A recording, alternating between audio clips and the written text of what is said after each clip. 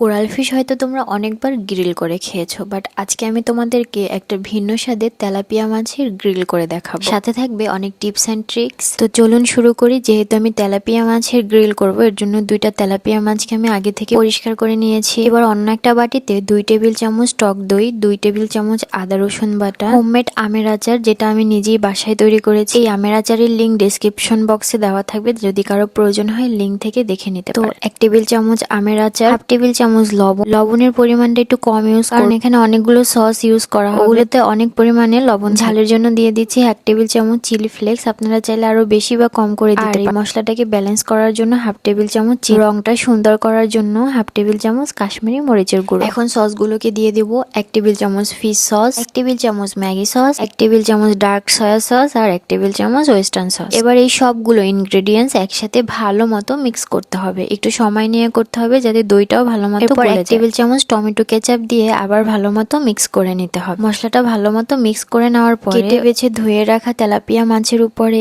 এই মিক্সারটা দিয়ে দিতে হবে। এবার ভালো মতো মাছের গায়ের সাথে মশলাগুলোকে ভালো মতো মাখিয়ে নিতে হবে, এমন ভাবে মাখিয়ে নিতে হবে যাতে মাছের গায়ের কোনো অংশ বাকি না থাকে। পেটের অংশ থেকেও ভালো মতো কেটে নিয়েছি যাতে মাছের ভিতরের অংশেও মশলাগুলো দিতে পারি। এই গ্রিল ফিশটার টেস্ট কিন্তু নির্ভর করে মশলা মাখানো, ম্যারিনেশনের টাইম এগুলোর উপরে। কাটা পেটের অংশের ভিতরে আমি ভালো মতো মাখিয়ে নিচ্ছি, তোমরা দেখতেই পাচ্ছ। তোমরাও এরকম ভাবে ভালো মতো মাছটাকে ম্যারিনেট করে অবশ্যই আধা ঘন্টা রেখে দিবে ম্যারিনেশনের পর। এরপর আমি একটা গ্রিল প্যান নিয়ে তার ভিতরে অনেকটা পরিমাণে সাদা তেল দিয়ে দিচ্ছি। এরপর ম্যারিনেট করা মাছগুলোকে দিয়ে আমি এপাশ ওপাশ করে ভেজে নেব। এখানে কিন্তু অবশ্যই সাবধানতা অবলম্বন করবে, ভিতরে মশলা সহ মাছ পড়লে কিন্তু অনেক পরিমাণে ছিটকে। তো আস্তে আস্তে করে আমি এপাশ ওপাশ করে উল্টে পাল্টে ভেজে নিচ্ছি। এখানে যেহেতু অনেক পরিমাণে সস ইউজ করা হয়েছে, তাই প্যানে দেওয়ার সাথে সাথে মাছের কালারটা কিন্তু এরকম চলে আসে। মাছটা উঠিয়ে নিয়ে আমি ওই ম্যারিনেট করা যে মশলাগুলো ছিল ওইটা ওই তেলের ভিতরে দিয়ে দিলাম। এবার এগুলোকে ভালো মতো কষিয়ে নিতে হবে। এখানে কিন্তু আলাদা করে আর কোনো মশলা দেওয়ার প্রয়োজন নেই, সব মশলা একসাথে ম্যারিনেশনের সময় দেওয়া হয়ে গেছে। মশলাগুলো কষানোর পরে যখন তেল ছেড়ে দিবে তখন আরেকটু পরিমাণে পানি দিয়ে তার ভিতরে গ্রিল করা ফিশ গুলোকে দিয়ে দিতে হবে। যেহেতু এটা মাছ, চাইলে এপাশ ওপাশ উল্টাতে পাল্টাতে গেলে ভেঙে যায়, এর জন্য একটা চামচের সাহায্যে উপর থেকে মশলাগুলোকে দিয়ে দিতে হবে। মশলাগুলোর পানি টেনে আসলে উপর থেকে রোস্টেড সেসেমি দিয়ে গার্নিশিং করে নিলেই হয়ে যাবে আমাদের আচারের গ্রিল ফিশ। নান রুটি আর হোয়াইট সসের সাথে